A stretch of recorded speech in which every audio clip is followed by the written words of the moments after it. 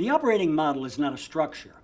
It's a set of management processes, operating mechanisms, decision-making forums, and leader behaviors that answer how the core elements of the company, the business units, the functions, and geographic execution teams will work together to grow the business.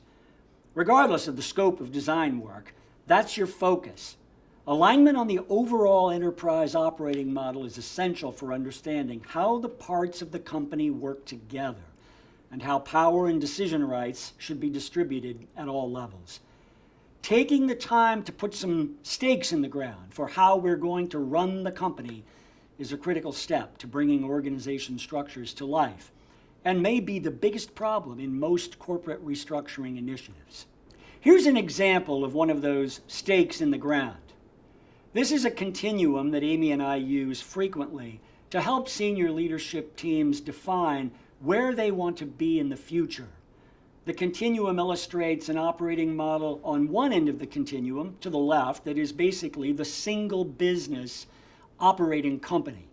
On the far right of the table is the holding company, or the extreme form of conglomerate, where there is little or no integration expected at all across the businesses. Of course, most companies operate in the center two columns, and this becomes an interesting puzzle to work through in determining just how much in the way of synergies and integration is expected across the business units. An effective operating model answers questions like these. What synergies do we expect across the operating units? What are the basic roles that business units, functions, and geographic teams play in our growth strategy?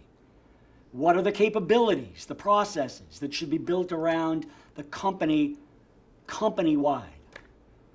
Where should we drive scale to reduce waste and unnecessary complexity? What are the basic decision guardrails that should be put in place to create the right power dynamics to deliver on our strategies? What forums need to be operational to build the right connections across boundaries? This is the work of the senior executive team.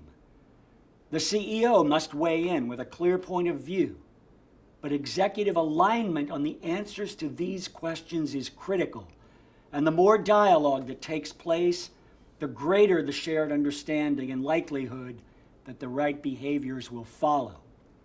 Our counsel to CEO clients is to balance the need for accountability with strong autonomous business unit structures with the need for smart integration across those units where it makes sense. Even in conglomerates like Honeywell and United Technologies, there are opportunities to leverage a handful of common technologies and to stand up shared services.